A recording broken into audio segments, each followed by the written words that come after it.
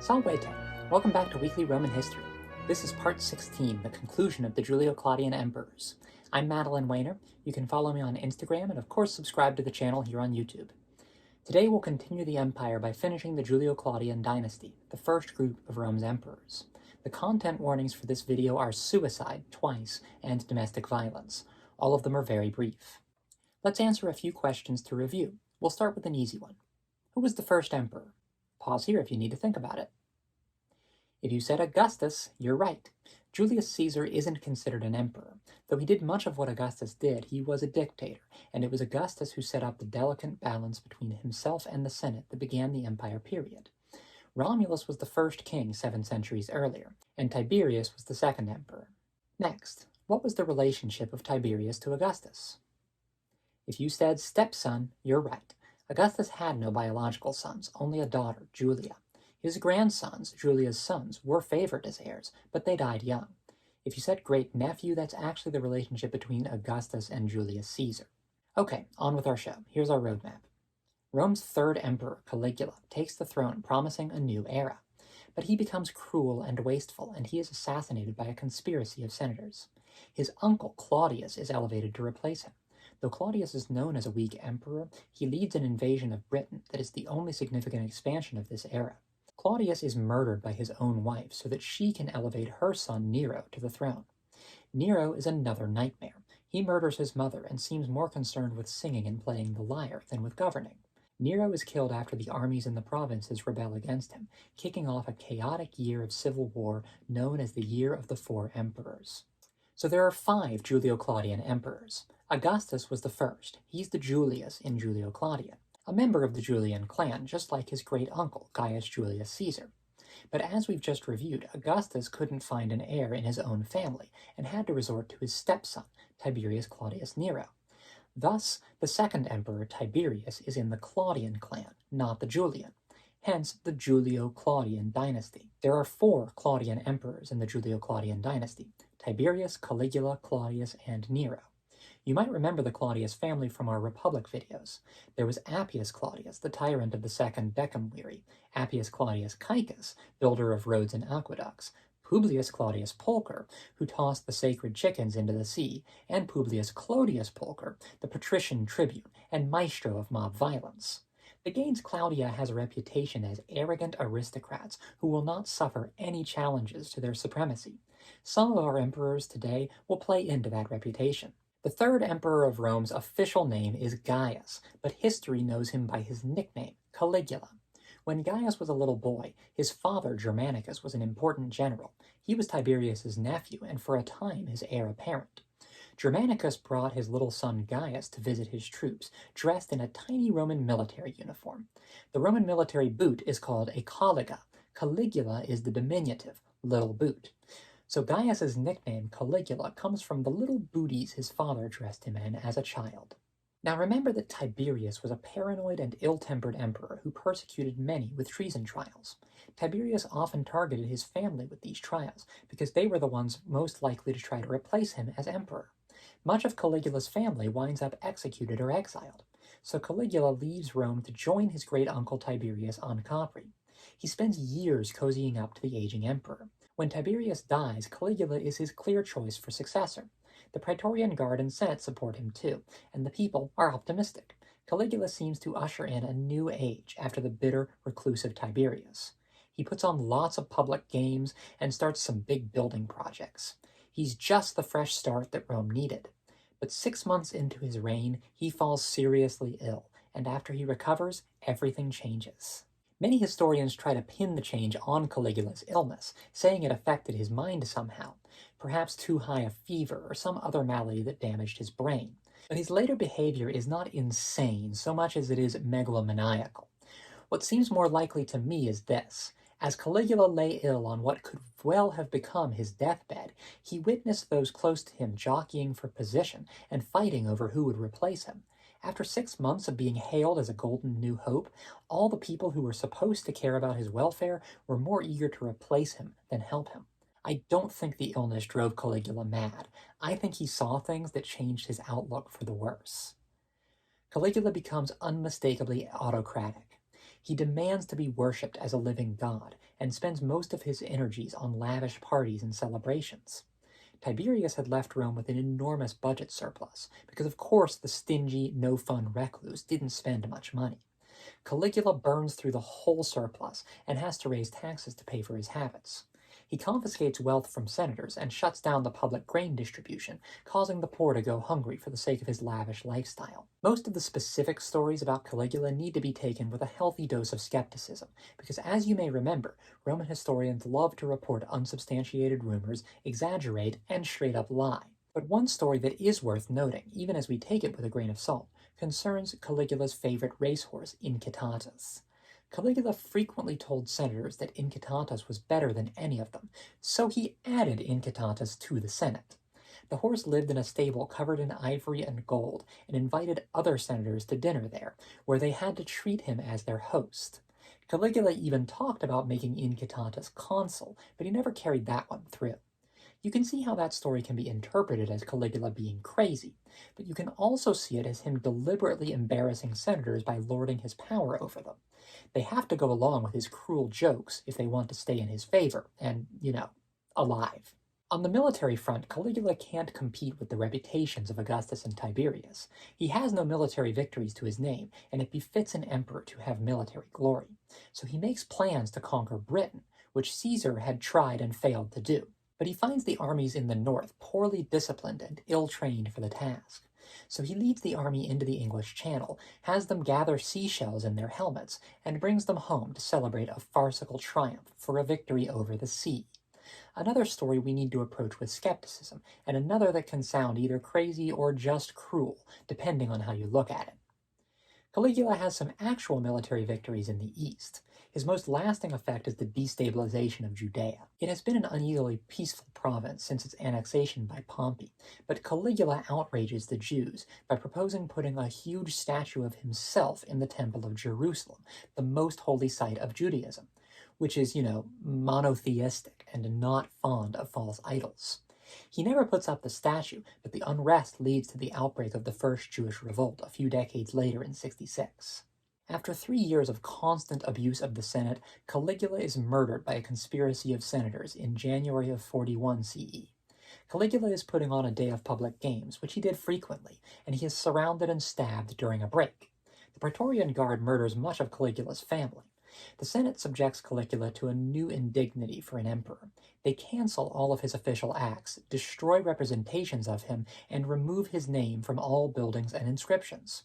It's called damnatio memoriae, and it's supposed to scrub the person from history. Or not exactly that. Of course, historians are going to write all about him and pass on all the fascinating stories of his tyranny. Damnatio memoriae is about removing an emperor's positive legacy, leaving only the shameful parts. It's like the opposite of the deification that happened to Augustus after his death. Augustus was made a god, and Caligula was erased. A few quick review questions before we move on to our next emperor. First, what was the relationship between Caligula and his predecessor Tiberius? If you said great-nephew, great memory. Next, what was Caligula's real name? If you said Gaius, you're right. Caligula is a nickname based on his little baby army boots. Next, who was Incitatus? That's right, Incitatus was the infamous senator horse. He ran the cursus honorum with his hooves, but he never did make consul. Finally, what is damnatio memoriae? Yep, damnatio is a process in which a public figure's name is erased from all their inscriptions and achievements. So Caligula gets assassinated after only 4 years. Who next? The Senate wants to take over themselves and restore the Republic, but they need the support of the Praetorian Guard in the urban cohort, because their power needs to be backed by military force. And the soldiers of the city have no interest in a new republic. They decide to nominate a new emperor themselves. They're still stuck on the idea that it's Augustus's household who must rule. The Praetorian Guard kills the members of Caligula's family who supported him, but they also need to keep an eye out for one who could take over as the next emperor. The story goes that Claudius, Caligula's uncle, is hiding behind a curtain when the Praetorians bust into his house. He assumes they're coming to kill him as part of their purge of Caligula's family, but when the soldiers find him, they instead kneel and hail him as emperor. Once the Praetorians in the urban cohort have taken Claudius as their emperor, the Senate has no choice but to ratify him. Now, Claudius is an interesting case. He's 50 years old when he takes the throne. He's Caligula's uncle and considerably older than his predecessor. Both Caligula and Tiberius before him had been aggressive in murdering members of their own family who might challenge them, so the Claudian family tree has been pruned considerably. Claudius made it through okay because he was never considered a threat. He had some manner of disability. It is difficult to diagnose him in modern terms because the histories don't give us the data we want them to, but we know that his movements were jerky, he had a speech impediment, and he tended to drool. The predominant theory is that he had cerebral palsy. Whatever his disability, it didn't affect his mental faculties. But his family didn't understand this. The ancient nobility thought the disability was weak and shameful. His own mother considered him a monster. In a family that pushed most of its boys to the top of the social order as senators and consuls, Claudius spent his young life hidden away from public view. He applied his considerable intelligence to scholarly work. Though his writings are lost, he was a respected historian in his time. He also gave himself over to drinking and gambling, in the way you might if your family considered you a monster due to something outside your control. But ironically, the unearned shame heaped upon him for his disability also saved his life. Most of the Claudians who climbed the cursus honorum were executed by paranoid Tiberius and Caligula. Claudius was never touched because he was out of the public eye and no one considered him a threat. So now, at 50, the disabled man everyone underestimated is Emperor of Rome. He has to deal with constant threats on his life. Caligula's assassination has shown the relative ease of killing and replacing an emperor, and many attempts to repeat the trick on Claudius. He winds up as paranoid as Tiberius or Caligula, executing many in treason trials. But Claudius is more adept at respecting the Senate than Tiberius or Caligula. He starts to rebuild the harmony enjoyed between the Senate and the emperor under Augustus. He is also well liked by the people because he is a lover of games. Military activity under Claudius is constant. He is no military commander himself, but like Augustus, he chooses and directs his legates well. The most notable move during his reign is the conquest of Britain, which Claudius's legate Aulus Plautius begins in 43 CE.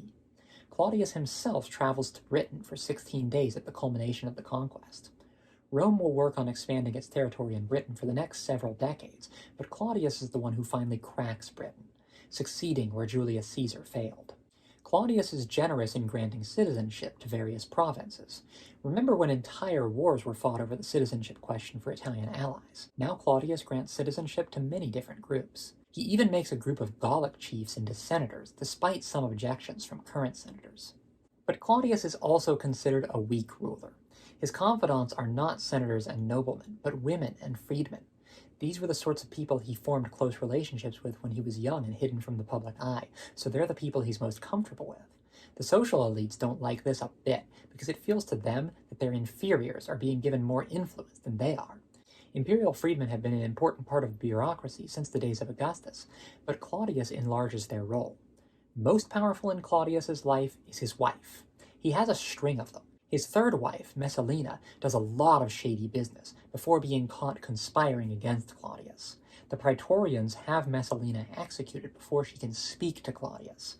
He has let her get away with a lot already, and their fear is that she would be able to talk her way back into his good graces if he's left alone with her. Claudius's next wife is Agrippina. We call her Agrippina the Younger because there was an earlier Agrippina who was Caligula's mother. This Agrippina is her daughter, sister of Caligula, and actually Claudius's niece. They need special permission from the Senate to marry because of the close familial connection. Ew. Agrippina is ambitious and gets herself honors above any empress before her. Agrippina has a son from a previous marriage, whom Claudius adopts. The son takes the name Nero. Nero is a little older than Claudius's own son by Messalina, Britannicus. So by adopting Nero, Claudius puts him in line for the throne ahead of his own son. Now Agrippina sets out to kill Claudius in order to put her son on the throne. She enlists the help of Locusta, an expert poisoner on the palace payroll. That's right, there's a palace poisoner, and her name, Locusta, means lobster. Locusta puts poison on some gourmet mushrooms that are about to be fed to the emperor. Note that these are not poisonous mushrooms, but poisoned mushrooms. There's a difference. Claudius dies by mushroom in 54 CE, and Nero becomes emperor. Nero deifies Claudius, which strikes many as odd, but of course it's to his advantage. By deifying his adoptive father, like Augustus, Nero can use the term Divi Filius, son of a god. A few review questions before our last emperor for this video. According to the old story, where was Claudius when the Praetorian Guard found him to declare him emperor? That's right, the famous image is Claudius cowering behind a curtain, expecting to die rather than be made emperor. Next, what land did Claudius conquer? If you said Britain, you're right. Finally, who was Claudius supposedly too influenced by? Our ancient sources accuse him of being ruled over by women and freedmen, which was considered shameful in ancient eyes. Nero is 16 when he takes the throne.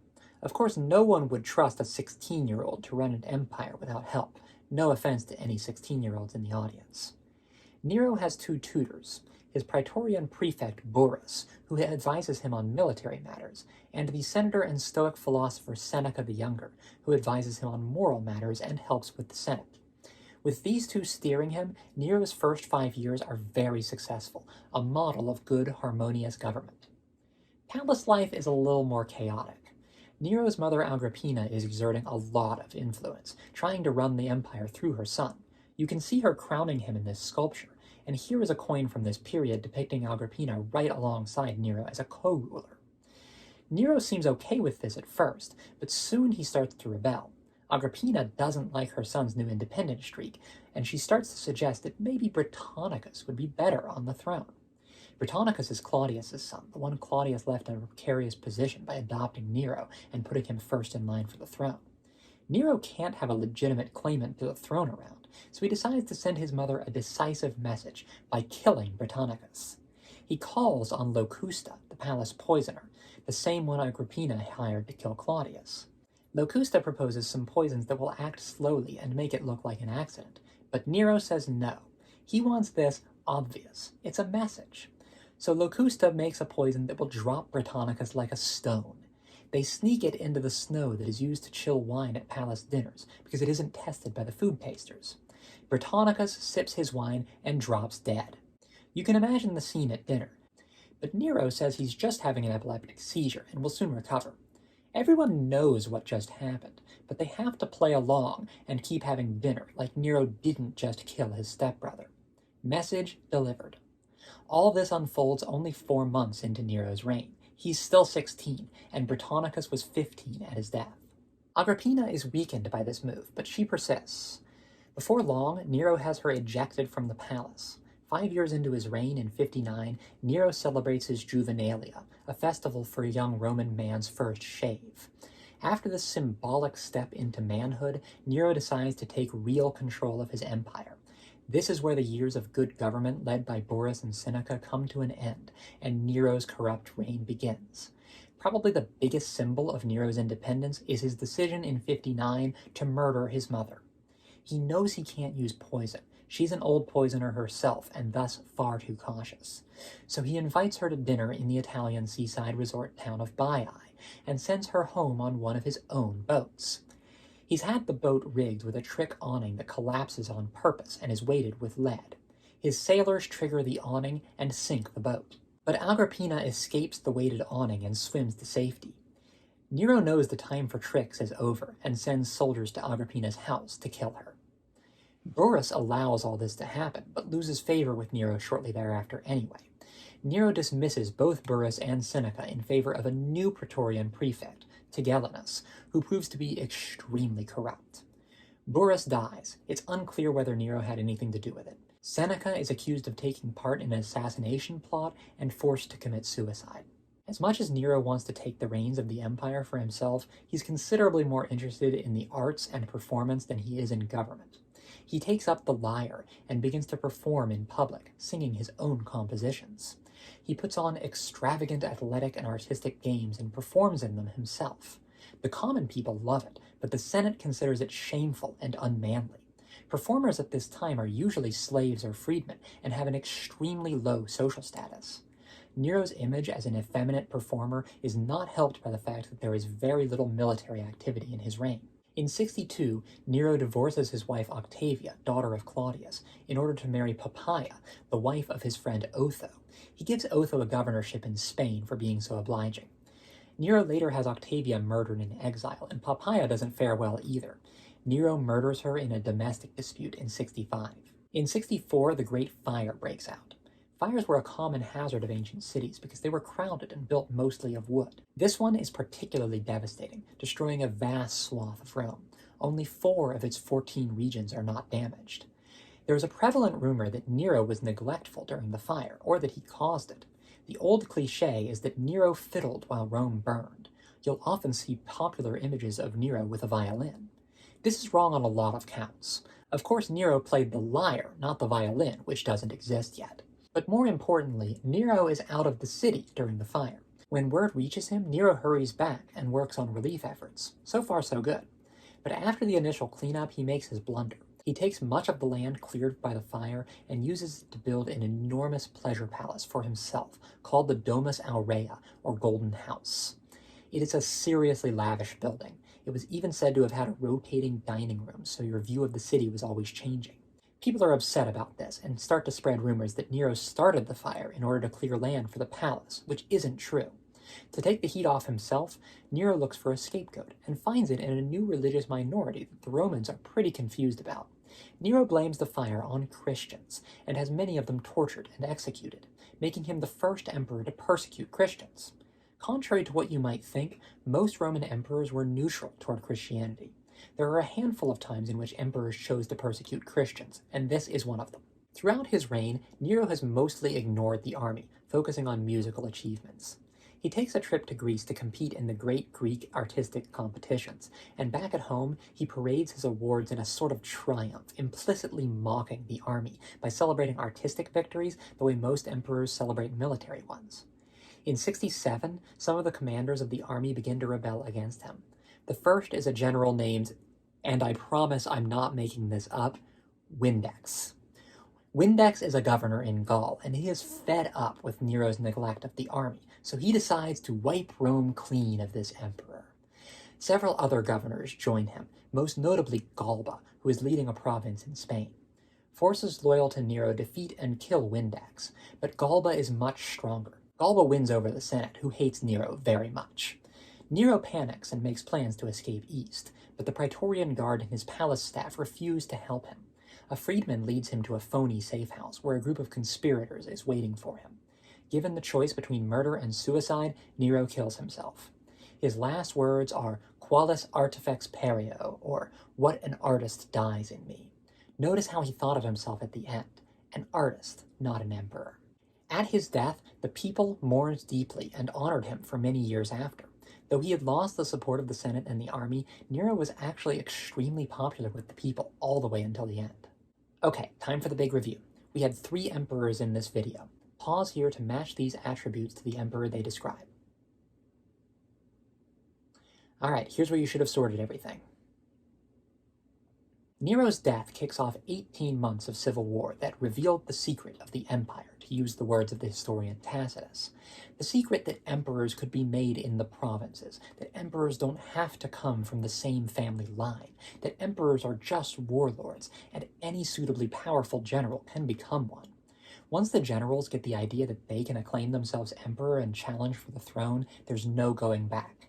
In the next video, we'll track the year 69 CE, which is also called the Year of the Four Emperors, then examine the Flavian dynasty which rises from it.